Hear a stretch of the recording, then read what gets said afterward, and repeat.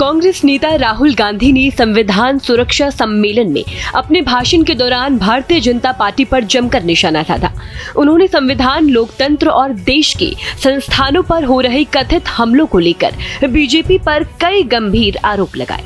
राहुल गांधी का ये भाषण आगामी चुनावों से पहले कांग्रेस की रणनीति का हिस्सा माना जा रहा है।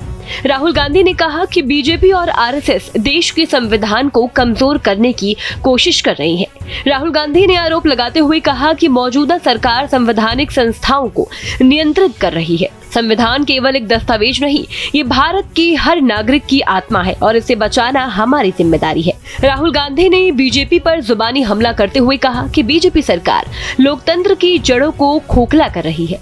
इसी के साथ राहुल गांधी ने जातीय जनगणना का मुद्दा भी जोरों से उठाया। अब पहला कदम हमारे लिए क्या है, मैं आपको बता देता हूं। पहला कदम हमें यह पता लगाना है कि सच्ची स्थिति क्या है, सच्ची सिचुएशन क्या है। जाति जनगणना, और हम छोड़ने वाले नहीं है। और ये बिहार वाला जाति जनगणना नहीं, ये फेक जो जाति जनगणना इन्होंने किया है, लोगों को बेवकूफ बनाने वाला, ये नहीं। और जाति जनगणना के बाद आप क्या एक्शन लेंगे, वो सबसे जरूरी है। जाति जनगणना क्या है? जाति जनगणना एक्सरे जैसा है। किसी को चोट लगती है, डॉक्टर के पास जाता है, कहता है डॉक्टर मेरे हाथ में दर्द है।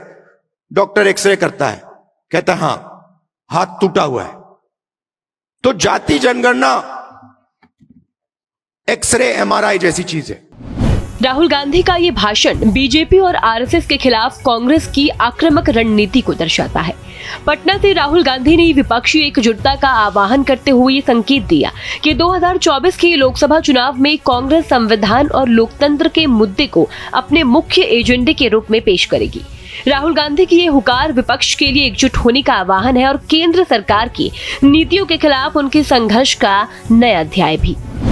आज राहुल गांधी पटना आकर के बापू सभागार में उन्होंने कुछ एनजीओ और संगठनों के साथ मीटिंग किया। वहां पे उन्होंने जम करके बीजेपी पर निशाना साधा और वहीं मोहन भागवत का जो एक बयान था कि हमें आज़ादी जो है 1947 में नहीं बाद में मिली है, इसको भी उन्होंने कोट किया। कोट करते हुए ये कहा कि अगर मोहन भागवत को ये लगता है कि उनको आज़ादी, देश को आज़ादी जो है 1947 में नहीं मिली, तो वो संविधान को नकार रहे हैं। आपको बता दें कि बापू सभागार में जो कार्यक्रम था उसमें संविधान सुरक्षा का लोगो लगा हुआ था और संविधान का जो किताब होता है उसका वो पूरा उससे सजाया गया था बापू सभागार को। और जम करके बीजेपी पर निशाना साधते हुए राहुल गांधी नजर आए। वहीं जातीय जनगणना को लेकर के तमाम ऐसे मुद्दों पे उन्होंने बोला जिसको लेकर के एक राजनीतिक गलियारों में माहौल गरमाया हुआ है। राहुल गांधी ने यह भी कहा कि जातीय जनगणना इसी सरकार में 2024 में